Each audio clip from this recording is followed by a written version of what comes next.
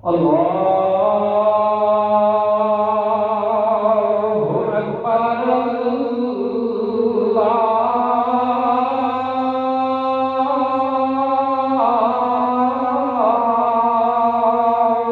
أكبر.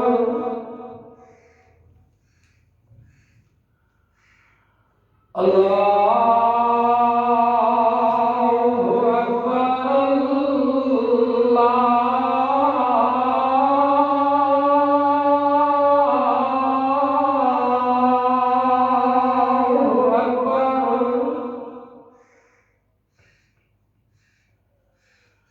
أشهد أن لا إله إلا الله.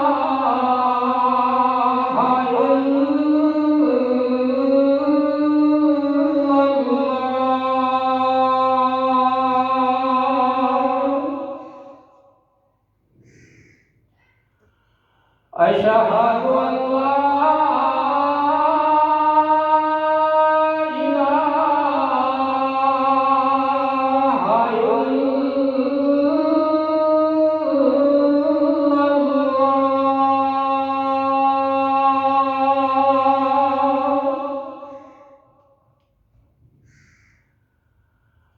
أشهد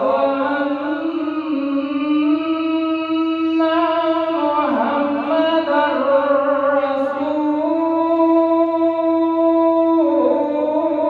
الله.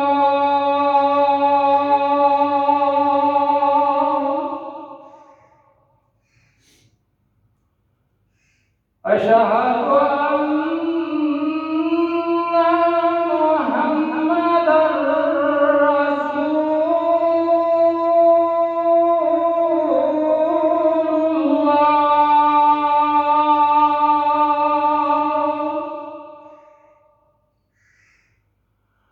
حي على الصلاة.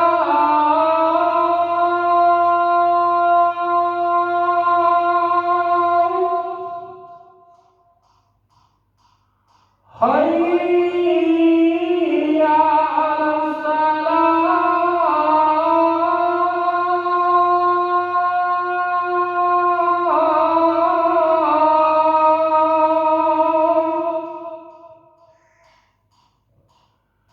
حي على الفلاح.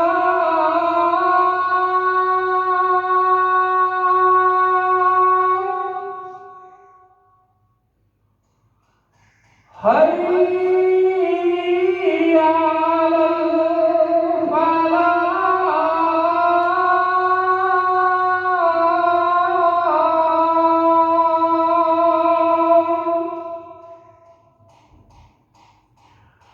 الله أكبر.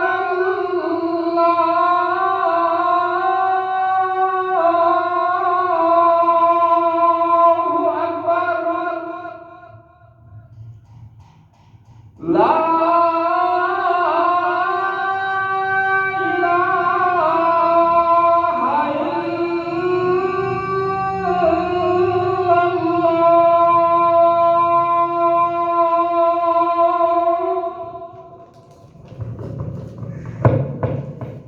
السلام علیکم ورحمۃ اللہ وبرکاتہ۔ ان الحمد للہ نحمده ونستعینه ونستغفره ونؤمن به ونتوکل علیہ ونعوذ باللہ من شرور انفسنا من سیئات اعمالنا من يهده الله فلا مضل له ومن يضلله فلا هادي له ونشهد أن لا إله إلا الله ونشهد أن محمدا عبده ورسوله يا أيها الذين آمنوا اتقوا الله حق تقاته ولا تموتن إلا وأنتم مسلمون يا أيها الناس اتقوا ربكم الذي خلقكم من نفس واحدة وخلق منها زوجها وبث منهما رجالا كثيرا ونساء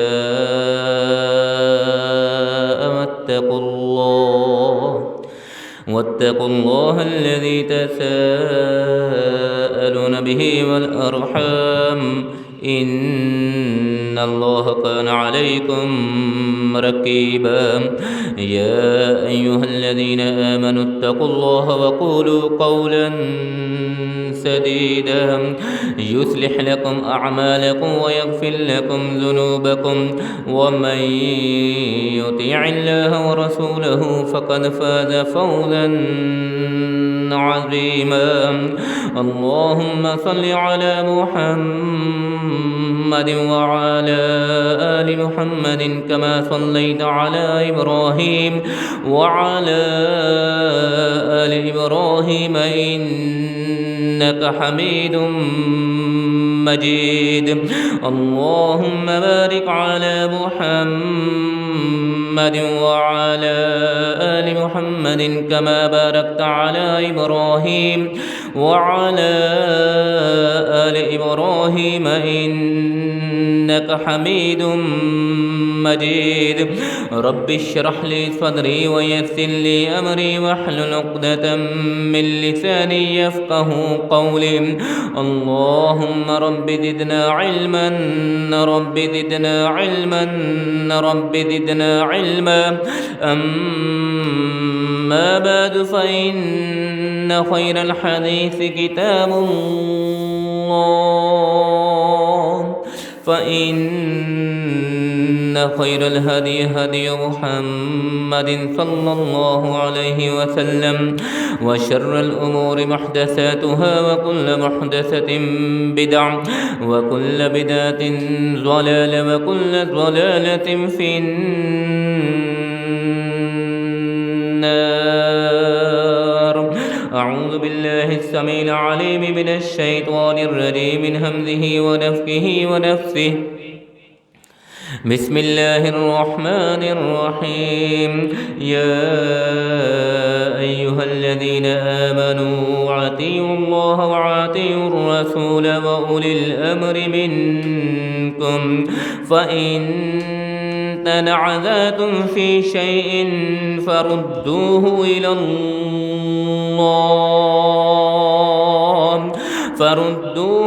الله والرسول إن كنتم تؤمنون بالله واليوم الآخر ذلك خير وأحسن تأويلا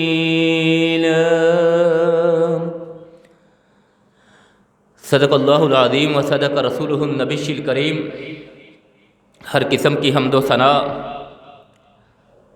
اللہ وحدہ لا شریک کی ذات ببرکت کے لیے خاص انگن لاتعداد اور بے شمار درود و سلام ہوں آقا کائنات سرور کائنات امام کائنات امامنا فی الدنیا و امامنا فی الآخرہ جناب محمد الرسول اللہ صلی اللہ علیہ وسلم کی ذات گرامی کے بعد حمد و ثنا حضرات سامعین مکرم ماہ ربیع الاول کی آمد ہو چکی ہے اور ربیع الاول کے آغاز سے ہی ہر طرف ایک جوش و خروش نظر آنا شروع ہو چکا ہے 12 ربیع الاول کی آمد ہے اور اس سلسلے میں ایک خوشی ایک جذبہ ایک جنون ایک محبت کا سا انداز ہر طرف ابھرتا ہوا نظر آ رہا ہے اور حضرات خوشی کیوں نہ ہو مسرت کیوں نہ ہو شادمانی کیوں نہ ہو کہ اللہ کے آخری پیغمبر اللہ کے آخری رسول اور نبی جناب محمد الرسول اللہ صلی اللہ علیہ وسلم کی ولادت باسعادت کا ماہ مبارک ہے حضرات سرور دو جہاں علیہ الصلاۃ والسلام کی آمد کی خوشی کس کو نہیں ہے کون ایسا مسلمان ہو سکتا ہے، کوئی ایسا مسلمان بلا ہو سکتا ہے کہ جس کو سرکار دو جہاں صلی اللہ علیہ وسلم کی آمد کی خوشی نہ ہو؟ حضرات، ایسا ناممکن ہے کہ انسان مسلمان بھی ہو، انسان کلمہ پڑھنے والا بھی ہو، انسان اللہ کی ربوبیت کو تسلیم کرنے والا بھی ہو، انسان اللہ کے انبیاء پہ ایمان لانے والا بھی ہو، انسان توحید کے تمام تر تقاضے پورے کرنے والا بھی ہو، اللہ کے انبیاء پہ ایمان لانے والا بھی ہو، کتب اور ملائکہ پہ بھی ایمان رکھنے والا ہو، قیامت کے دن جزا و سزا پہ بھی ایمان رکھنے والا ہو، اور سرور کائنات محمد الرسول اللہ صلی اللہ علیہ وسلم کی نبوت، رسالت اور ختم نبوت پہ بھی ایمان رکھنے والا ہو، اور اس کے دل میں سرور کائنات محمد الرسول اللہ صلی اللہ علیہ وسلم کی ولادت باسعادت کی خوشی اس کے دل میں نہ ہو۔ حضرات، ایسا ناممکن ہے، ایسا ناممکن ہے، لیکن حضرات کون شخص ہو سکتا ہے، کون شخص ہو سکتا ہے کہ جس کو آقا دو جہاں علیہ السلام کی آمد کی خوشی نہیں ہوگی؟ لیکن حضرات ذرا دل کو تھام کے سوچئے، ذرا دل کو پکڑ کے ذرا اپنا محاسبہ کیجئے، ذرا تاریخ کے اوراق کو پلٹ کے دیکھیے، ذرا سیرت کی کتابوں کی ورق گردانی کر کے دیکھیے، ذرا قرون اولیٰ کے اصحاب قرون اولیٰ کے حالات اور معاملات کو پرکھ کے دیکھیے، پڑھ کے دیکھیے۔ حضرات، کیا ان سے بڑھ کے آج ہمیں پیارے پیغمبر جناب محمد الرسول اللہ صلی اللہ علیہ وسلم کی آمد کی خوشی ہے؟ کیا قرون اولیٰ سے بڑھ کے، اصحاب محمد سے بڑھ کے صلی اللہ علیہ وسلم آج کے مسلمان کو پیارے پیغمبر علیہ السلام کی آمد کی خوشی ہے؟ کون اصحاب رسول، کون اصحاب محمد، کون اصحاب رسول کہ جن کو اللہ نے آنے والی امت کے لیے معیار ایمان قرار دیا، کہ امت کو حکم دے دیا اگر ہدایت کے متلاشی ہو تمہیں ایمان لانا ہوگا، تمہیں اعمال بجا لانا ہوگے۔ کس طرح کا ایمان، کس طرح کے اعمال کرنا ہوں گے؟ فَإِنْ آمَنُوا بِمِثْلِ مَا آمَنْتُمْ بِهِ فَقَدِ اهْتَدَوْا، اسی طرح کے ایمان، اسی طرح کا ایمان، اسی طرح کے اعمال بجا لانا ہوگے جس طرح کے اعمال اور جس طرح کا ایمان اصحاب محمد صلی اللہ علیہ وسلم لے کے آئے تھے۔ حضرات، کیا آج کے مسلمان کو جناب حضرات صحابہ کرام رضوان اللہ علیہم اجمعین سے بڑھ کے نبی مکرم علیہ السلام سے محبت ہے؟ حضرات، آقا دو جہاں علیہ السلام کی آمد کی خوشی ہر مسلمان کو ہے، لیکن ہر مسلمان کے لیے اس سے بھی بڑھ کے خوشی یہ ہے، مسرت یہ ہے، خوشی کا عالم یہ ہے کہ اللہ نے ہمیں اپنے آخری پیغمبر جناب محمد الرسول اللہ صلی اللہ علیہ وسلم کا امتی بنایا۔ اللہ نے ہمیں اپنے محبوب پیغمبر جناب محمد الرسول اللہ صلی اللہ علیہ وسلم کا غلام بنایا۔ اللہ نے ہمیں اپنے آخری پیغمبر جناب محمد الرسول اللہ صلی اللہ علیہ وسلم کا مطیع و فرما بردار بنایا۔ اور حضرات، یہ خوشی آقا دو جہاں علیہ السلام کی آمد کی خوشی ہے، یہی خوشی سرور کائنات علیہ السلام کی بعثت کی خوشی ہے کہ ہم کو اللہ ذوالجلال والاکرام نے آپ کا امتی بنایا، آپ کا کلمہ گو بنایا، آپ پہ ایمان لانے والا بنایا، آپ پہ فدا ہونے والا بنایا، آپ پہ قربان ہونے والا بنایا، آپ پہ جان لٹانے والا بنایا، آپ سے محبت کرنے والا بنایا، آپ سے عقیدت کرنے والا بنایا، آپ کا مطیع بنایا، آپ کا فرما بردار بنایا، آپ کا امتی بنایا۔ حضرات، اس سے بڑھ کے انسان کو اور خوشی کیا ہو سکتی ہے؟ اور اللہ ذوالجلال والاکرام نے ہمیں سرور کائنات علیہ الصلاۃ والسلام کی نعمت بھی عطا فرمائی۔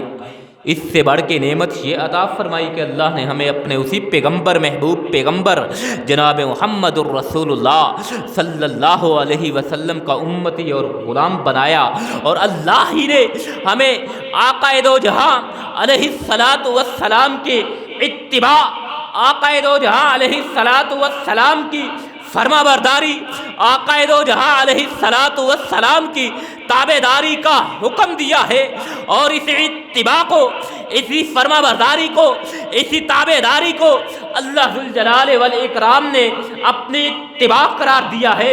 فقد اطاع اللہ ومن، اللہ ذوالجلال والاکرام نے فرمایا وَمَن يُطِعِ اللَّهَ وَرَسُولَهُ وَمَن يُطِعِ الرَّسُولَ فَقَدْ أَطَاعَ اللَّهَ وَمَن يُطِعِ الرَّسُولَ فَقَدْ أَطَاعَ اللَّهَ، جو رسول کی اطاعت کرے گا، جو میرے پیغمبر کی فرما برداری کرے گا، جو میرے پیغمبر کا مطیع ہو کے رہے گا، حقیقت میں وہ میرا مطیع ہو کے رہے گا، حقیقت میں وہ میری تابع داری کر رہا ہوگا۔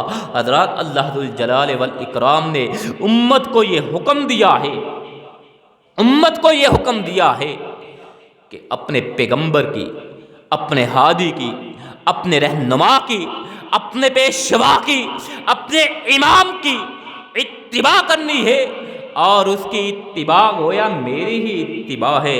اللہ ذوالجلال والاکرام نے آقا دو جہاں علیہ الصلاۃ والسلام کی اتباع کا حکم دیا ہے، سرور کائنات علیہ الصلاۃ والسلام کے اصحاب کی اتباع کرنے کا آنے والی امت کو حکم دیا ہے۔ وَمَن يُشَاقِقِ الرَّسُولَ مِن بَعْدِ مَا تَبَيَّنَ لَهُ الْهُدَىٰ وَيَتَّبِعْ غَيْرَ سَبِيلِ الْمُؤْمِنِينَ نُوَلِّهِ مَا تَوَلَّىٰ وَنُصْلِهِ جَهَنَّمَ وَسَاءَتْ مَصِيرًا۔ اللہ ذوالجلال والاکرام نے ارشاد فرمایا، ہدایت کے آ جانے کے بعد، ہدایت کے واضح ہو جانے کے بعد جو اب ہدایت کو چھوڑ دیتا ہے، صراط مستقیم کو چھوڑتا ہے، وَنُصْلِهِ وَيَتَّبِعْ غَيْرَ سَبِيلِ الْمُؤْمِنِينَ، مومنین کے رستے کو، اصحاب محمد کے طریقے کو چھوڑ کے کسی اور طریقے پہ چلتا ہے، نُوَلِّهِ مَا تَوَلَّىٰ، ہم اس کو اسی طرف، اسی گامزن اسی طرف لگائے رکھتے ہیں، وَنُصْلِهِ جہنم، اس کو جہنم کا ایندھن بنائیں گے، وَسَاءَتْ مَصِيرًا، اور یہ بہت ہی برا ٹھکانہ ہے۔ حضرات، اس لیے اب کامیابی ہے، اب کامرانی ہے، اب نجات ہے تو آقا دو جہاں علیہ الصلاۃ والسلام کی اتباع میں ہے، آقا دو جہاں علیہ الصلاۃ والسلام کی فرما برداری میں ہے، سرور کائنات علیہ الصلاۃ والسلام کے اصحاب کی فرما برداری میں ہے۔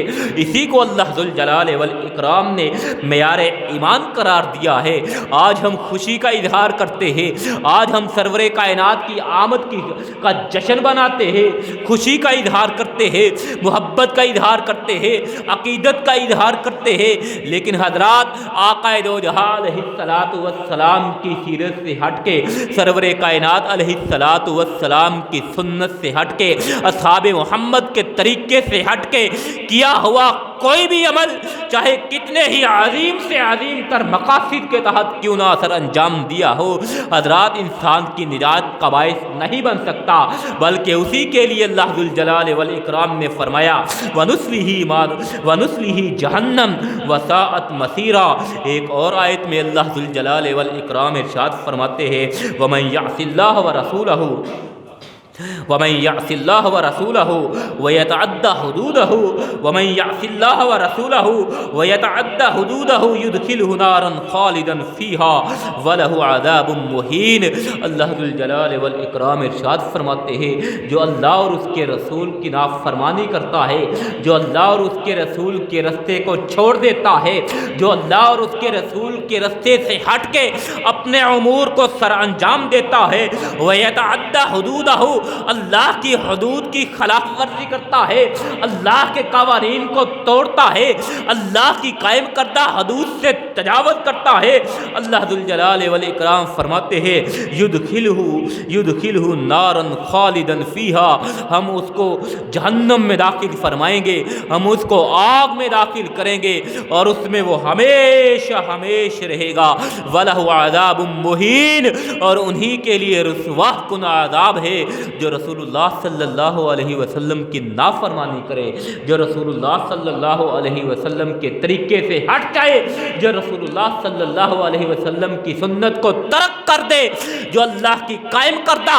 حدود سے تجاوز کر دے، جو اللہ کے وضع کردہ قوانین کی پاسداری نہ کرے، اللہ ذوالجلال والاکرام کا اس کے لیے فیصلہ ہے، اس کے متعلق فیصلہ ہے، اس کو جہنم میں داخل کیا جائے گا، اس کو آگ کا ایندھن بنایا جائے گا، ہمیشہ ہمیشہ وہ آگ میں ہی رہے گا اور اس کے لیے رسوا کن عذاب ہے۔ حضرات، رسول اللہ صلی اللہ علیہ وسلم کی اتباع کا حکم، آقا دو جہاں علیہ السلام کی پیروی کا حکم اللہ ذوالجلال والاکرام نے کیوں دیا ہے؟ سرور کائنات علیہ السلام کی نافرمانی سے اللہ ذوالجلال والاکرام نے کیوں ڈرایا ہے؟ سرور کائنات علیہ السلام کی نافرمانی کرنے والے کو اللہ نے جہنم کے عذاب سے کیوں ڈرایا ہے؟ اس لیے کہ اللہ ذوالجلال والاکرام نے پیارے پیغمبر جناب محمد الرسول اللہ صلی اللہ علیہ وسلم پہ جو دین نازل فرمایا وہ کامل و اکمل دین ہے، مکمل دین نازل فرمایا ہے۔ دین اللہ ذوالجلال والاکرام نے پیارے پیغمبر جناب محمد الرسول اللہ صلی اللہ علیہ وسلم پہ لا کے ختم فرما دیا ہے۔ وَأَتْمَمْتُ عَلَيْكُمْ نِعْمَتِي، اور فرمایا دین کی تکمیل تو ایسی نعمت ہے گویا تم پہ ہماری نعمت ہی مکمل ہو گئی۔ وَرَضِيتُ لَكُمُ الْإِسْلَامَ دِينًا، یاد رکھو اللہ ذوالجلال والاکرام نے بطور دین صرف اور صرف اسلام کو تمہارے لیے منتخب اور پسند فرمایا ہے۔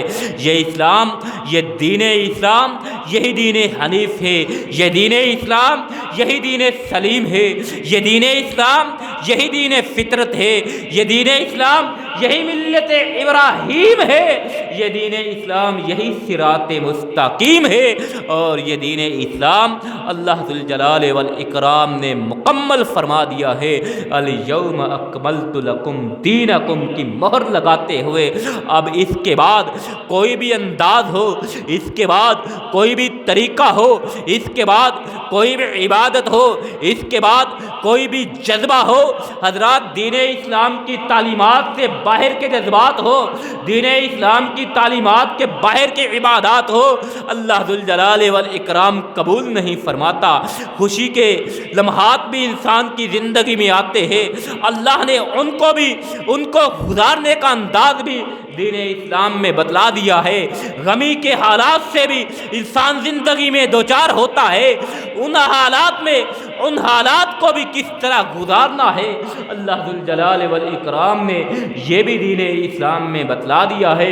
سرور کائنات علیہ السلام کی زندگی میں خوشی آئی، آقا دو جہاں علیہ السلام نے اپنا اسوہ اپنی امت کے سامنے رکھ دیا، غمی سے دوچار ہوئے اپنا اسوہ اپنی امت کے سامنے رکھ دیا، اللہ ذوالجلال والاکرام نے اسی کو مہر ثبت جاری فرما دیا، اصحاب رسول نے اسی پہ عمل کر کے دکھلا دیا، اللہ ذوالجلال والاکرام نے اسی کو آنے والی امت کے لیے معیار ٹھہرا دیا، اور اس کے بعد کوئی بھی طریقہ، کوئی بھی انداز، کوئی بھی جذبہ، کوئی بھی محبت کا اظہار جو دین اسلام کی تعلیمات میں نہیں ہے، جو آقا رسول علیہ السلام کی سنت میں نہیں ہے، جو اصحاب محمد کے طریقے میں نہیں ہے، اللہ ذوالجلال والاکرام نے اس کو رد فرما دیا ہے، اس کو اپنانے والے کو وعید سنائی ہے، عذاب کی وعید سنائی ہے،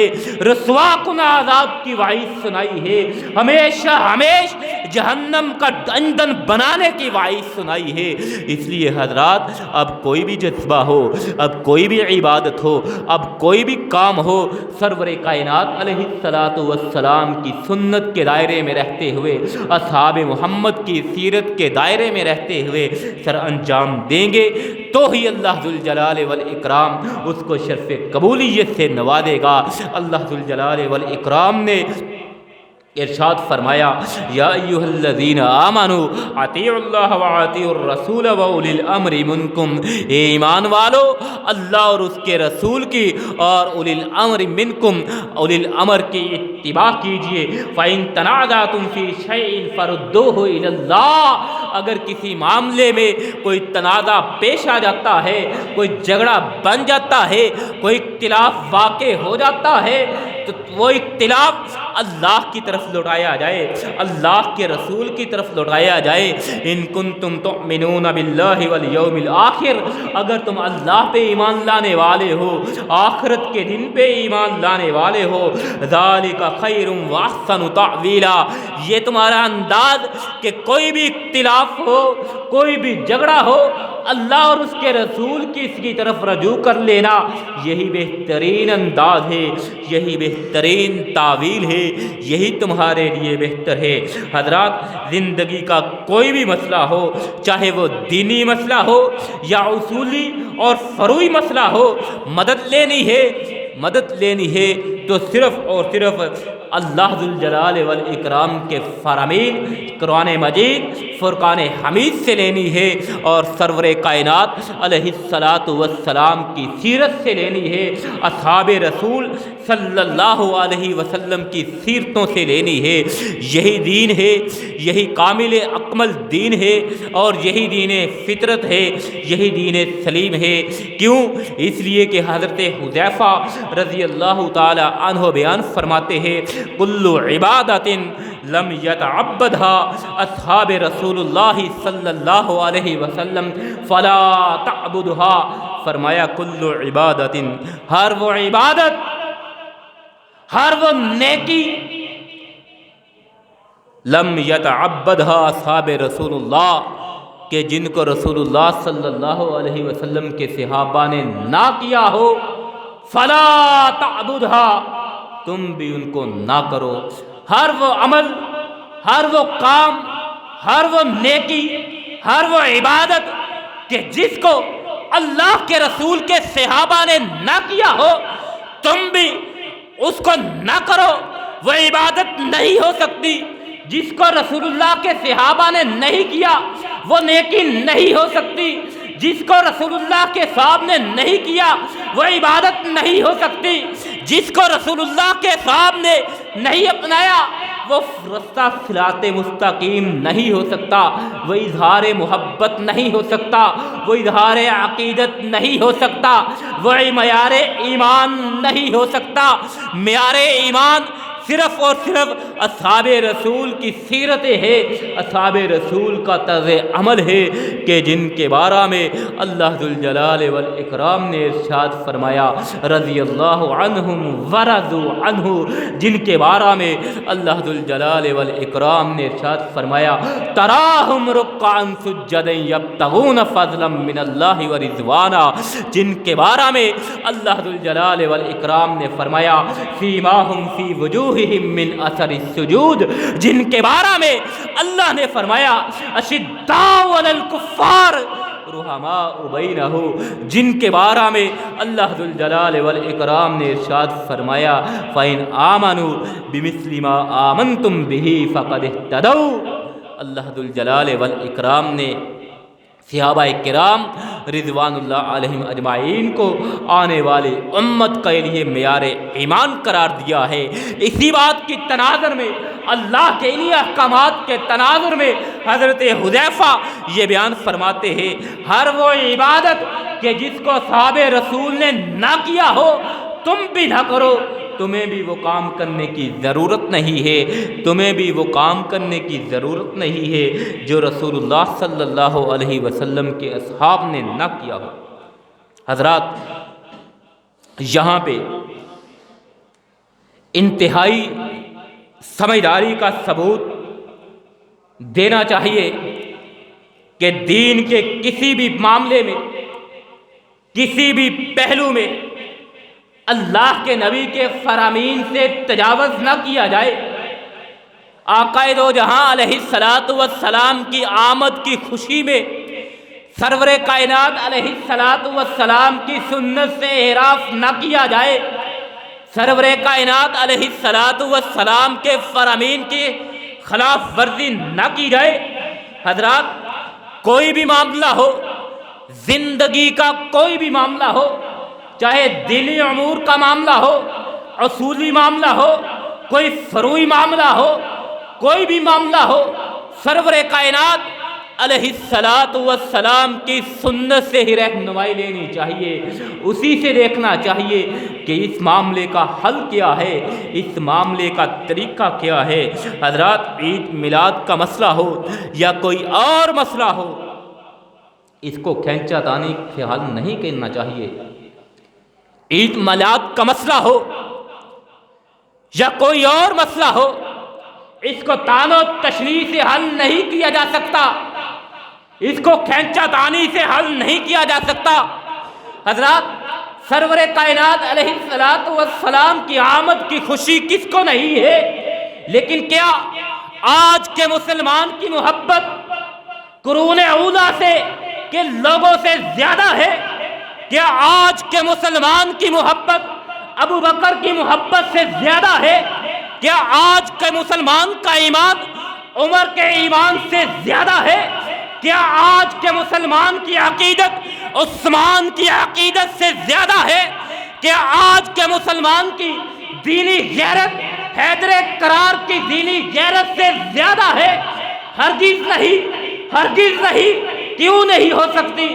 اس لیے کہ ان کی دینی غیرت کو، ان کے ایمان کو، ان کی نیکیوں کو، ان کے طرز عمل کو اللہ نے معیار ایمان قرار دیا ہے، معیار ایمان ٹھہرایا ہے۔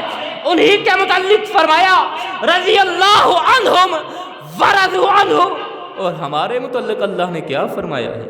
ہمیں تو صرف یہی حکم دیا ہے فَإِنْ آمَنُوا بِمِثْلِ مَا آمَنْتُمْ بِهِ فَقَدِ اهْتَدَوْا، اگر تم ہدایت کے متلاشی ہو، اس طرح کے اعمال کرنا ہوگے، اس طرح کا ایمان لانا ہوگا جس طرح کے ابو بکر و عمر ایمان لے کے آئے، جس طرح کے اعمال عثمان و علی نے سر انجام دیے ہیں، بعینی ہی اسی طرح کے اعمال تمہیں سر انجام دینا ہوں گے۔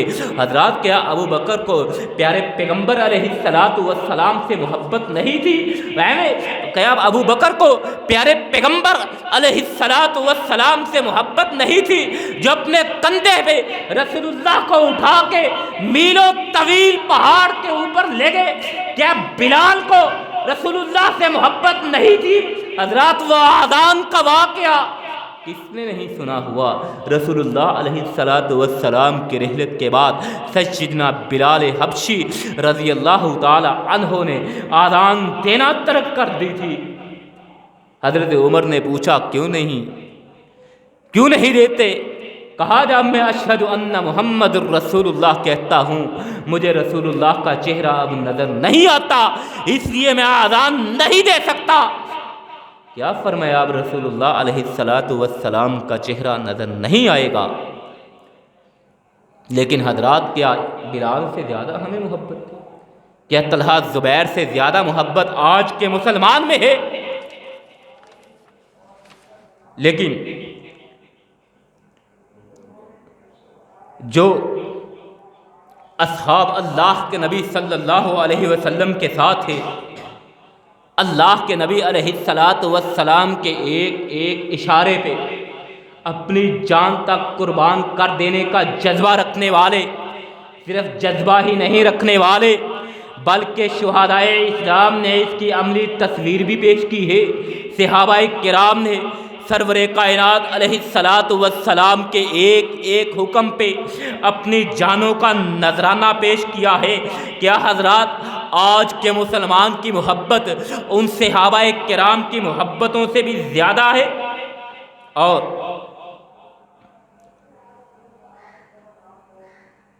اس محبت کی آڑ میں جب دوسروں کو تان و تشنیع کی جاتی ہے، کھینچا تانی سے معاملے کو بڑھایا جاتا ہے، معاملے کو حل کرنے کی کوشش کی جاتی ہے، دوسروں پہ الزام لگائے جاتے ہیں، دوسروں کو تان و تشنیع کی جاتی ہے، یہاں تلک کہا جاتا ہے کہ دنیا میں جہاں میں سارے خوشیاں منا رہے ہیں سوائے ابلیس کے، حضرات کیا ابو بکر نے، کیا عمر نے، کیا عثمان نے، کیا علی نے رسول اللہ علیہ السلام کی آمد کی خوشی اس طرح منائی جس طرح آج ہم منا رہے ہیں؟ اور پھر جب اس کو بدعت کہا جاتا ہے، جب اس کو بدعت سے تعبیر کیا جاتا ہے، پھر عجیب و غریب سوالات کا ایک عجیب سلسلہ شروع ہو جاتا ہے، اور پھر دلیل بھی دی جاتی ہے۔ تو کس کی دلیل دی جاتی ہے؟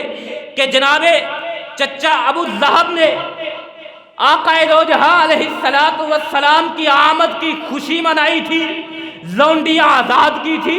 اوے یارو، اگر دلیل دینی ہے تو ابو بکر کی دلیل دو، اگر دلیل دینی ہے تو عمر کی دلیل دو، عثمان کی دلیل دو، علی کی دلیل دو، اصحاب رسول کی دلیل دو کہ انہوں نے رسول اللہ کی آمد کی خوشی منائی ہے۔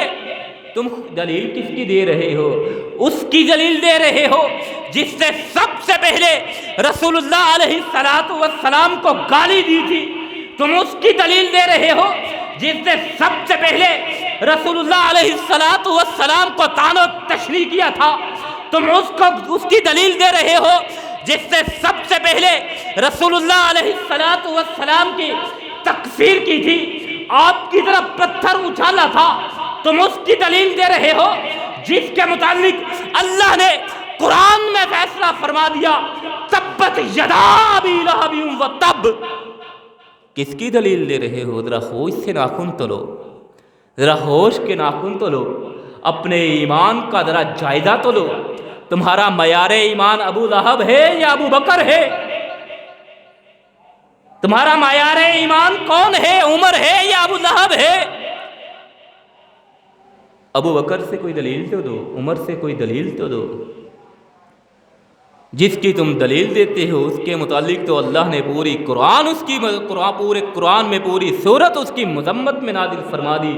تبت یدا ابی لہب وتب ما اغنی عنہ مالہ وما کسب سیصلی نارا ذات لہب امرأتہ حمالۃ الحطب فی جیدہا حبل من مسد۔ کس کی دلیل دیتی ہو؟ اور آج اگر اس کو بدعت کہا جاتا ہے، بدعت کس کو کہتے ہیں؟ حضرات پیارے پیغمبر علیہ السلام کا ایک فرمان سن لیجئے۔ آقا دو جہاں علیہ السلام نے اپنی زندگی کے ہر خطبے میں اس فرمان کو دہرایا ہے۔ ہر خطبے میں سرور کائنات علیہ السلام اپنے اس فرمان کو دہرایا کرتے تھے، بیان فرمایا کرتے تھے۔ وہ خطبہ کوئی بھی ہو، چاہے جمعہ کا خطبہ ہو، چاہے عیدین کا خطبہ ہو، چاہے نکاح کا خطبہ ہو، یا کوئی عام خطبہ ہو، آقا دو جہاں علیہ السلام اپنے اس فرمان کو ہر خطبے میں دہرایا کرتے تھے۔ اما بعد فإن خیر الحدیث کتاب اللہ فإن خیر الہدی ہدی محمد صلی اللہ علیہ وسلم وشر الامور محدثاتها وكل محدثة بدعة وكل بدعة ضلالة وكل ضلالة في النار۔ فرمایا اما بعد فإن خیر الحدیث کتاب اللہ، اگر کوئی بہترین بات ہے تو اللہ کی کتاب ہے، قرآن ہے۔ وخیر الہدی ہدی محمد صلی اللہ علیہ وسلم، اور بہترین اگر ہدایت کی ہے، اگر ہدایت ہے، بات ہے تو رسول اللہ علیہ السلام کا فرمان ہے۔ اس سے بڑھ کے، اللہ کی کتاب سے بڑھ کے، اللہ کے رسول کے فرمان سے بڑھ کے ہدایت کوئی نہیں ہے۔ وشر الامور محدثاتها، اور برے ترین اعمال وہ ہے محدثاتها جن کو دین میں نیا ایجاد کر لیا جائے، جو رسول اللہ کی سنت میں نہیں ہے، جو اللہ کے نازل کردہ دین میں نہیں ہے، رسول اللہ کی سیرت میں نہیں ہے، وہ برے ترین کام ہے۔ وشر الامور محدثاتها وکل محدثۃ بدعہ، ہر دین میں ہر نیا کام یہی بدعت ہے۔ وکل بدعۃ ضلالہ، اور ہر بدعت یہ گمراہی ہے۔ وکل ضلالۃ فی النار، اور ہر گمراہی کا انجام جہنم ہے، ہر گمراہی جہنم میں لے جانے والی ہے۔ رسول اللہ علیہ الصلاۃ والسلام اپنے ہر خطبے میں یہ بیان فرمایا کرتے تھے۔ حضرات ذرا باریک بینی سے، ذرا تحمل مزاجی سے، ذرا عاجزی اور انکساری سے، ذرا حقائق کو تسلیم کرنے کی نظر سے ذرا پرکھ کے دیکھیے، رسول اللہ علیہ الصلاۃ والسلام سے جو محبت کا اظہار ہم کر رہے ہیں، کیا آپ کے اصحاب کی سیرت میں یہ موجود ہے؟ کیا آپ کے اصحاب کی سیرت میں یہ موجود ہے؟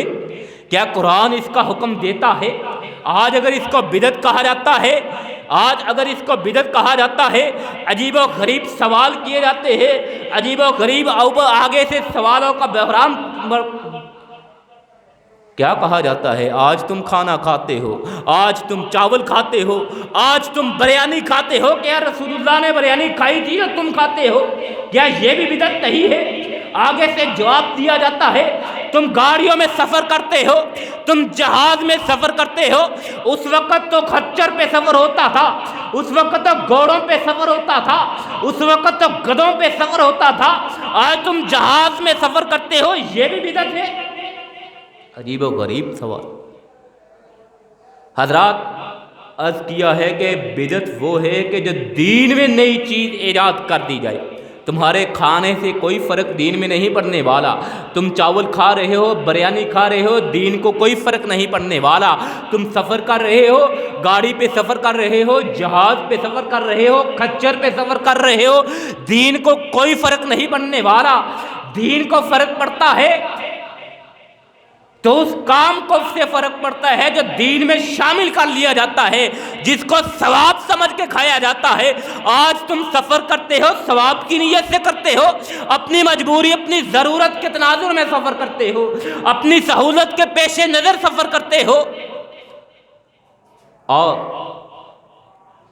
کوئی آپ کو کہے نماز فجر کے 2 فرض ہیں، آپ 3 پڑھ لیجئے، کیا فتویٰ ہوگا؟ نہیں۔ کیوں نہیں فتویٰ ہوگا؟ کیوں نہیں جائے؟ اس لیے کہ رسول اللہ نے نہیں پڑھے۔ اگر رسول اللہ نے پڑھے نہیں ہے تو منع بھی کہاں کیے ہیں، یہ بھی تو بتلائیں۔ فجر کے 3 فرض رسول اللہ نے نہیں پڑھے تو بتلائیں منع بھی کہاں کیے ہیں۔ نماز ہی ہے، 2 سجدے ہی ہے، رافع 1 رکوع ہی ہے، قیام ہی رافع ہے تو نیکی، لیکن نہیں۔ کیوں نہیں؟ اس لیے کہ رسول اللہ نے نہیں پڑھے۔ منع کہاں کیا؟ کہیں بھی نہیں۔ یہی تو دین میں اضافہ ہے، اس کو کیوں نہیں اضافہ کرتے؟ ظہر کی 4 رکھتے ہیں، آپ 5 کیوں نہیں پڑھ سکتے؟ کیوں نہیں پڑھتے؟ اس لیے کہ رسول اللہ نے نہیں پڑھی۔ اگر نہیں پڑھی تو رسول اللہ نے دکھلائیے منع کہاں کی ہے؟ سجدہ کرنا اس سے بڑھ کے رب کی عبادت اور کون سی ہو سکتی ہے؟ رکوع کرنا اس سے بڑھ کے عبادت اور کون سی ہو سکتی ہے؟ اللہ کے سامنے قیام کرنا، مطیع و فرما بردار بن کے کھڑے ہو جانا، اس سے بڑھ کے بندگی کا اظہار اور کیا ہو سکتا ہے؟ لیکن آپ نہیں پڑھ سکتے۔ کیوں نہیں پڑھتے؟ اس لیے کہ اللہ کے رسول نے نہیں پڑھے۔ تو حضرات جو کام اللہ کے رسول نے نہیں کیا وہ نہیں کیا جا سکتا، جو کام رسول اللہ علیہ الصلاۃ والسلام نے نہیں کیا وہ نہیں کیا جا سکتا، اور جس کام سے منع کیا ہے اس سے رک جانا ہے۔ جس طرح کا انداز آقا دو جہاں علیہ الصلاۃ والسلام نے اپنایا تھا، سرور کائنات علیہ الصلاۃ والسلام کے اصحاب نے منایا تھا، حضرات رسول اللہ علیہ الصلاۃ والسلام کی زندگی میں بھی 12 ربیع الاول آتی رہی ہے۔ آج ہم اس کو عید کا دن قرار دے رہے ہیں، لیکن سیرت کیا کہتی ہے؟ سیرت کیا کہتی ہے؟ سرور کائنات کی سنت سے کیا ثابت ہو رہا ہے؟ آپ اپنی آمد کی خوشی میں آمد کے دن روزہ رکھا کرتے تھے۔ سوموار کے دن ولادت باسعادت ہوئی تھی، سوموار کے دن آقا دو جہاں علیہ الصلاۃ والسلام روزہ رکھ رہے ہیں، اور ہم آقا دو جہاں علیہ الصلوۃ والسلام کی آمد کے دن کو عید کا دن قرار دے رہے، آقا دو جہاں علیہ الصلوۃ والسلام روزہ رکھ رہے، روزے والے دن عید نہیں ہوتی اور عید والے دن روزہ نہیں ہوتا۔ یہ اللہ کا فیصلہ ہے، یہ رسول اللہ کی سنت ہے۔ جس دن عید ہوتی ہے اس دن روزہ نہیں ہوتا، اور جس دن روزہ رکھا جاتا ہے اس دن عید نہیں منائی جاتی۔ آج ہم کس طرف جا رہے ہیں؟ اللہ ذوالجلال والاکرام ہمیں صراط مستقیم پہ چلنے کی توفیق عطا فرمائے۔ وآخر دعوانا ان الحمد للہ رب العالمین۔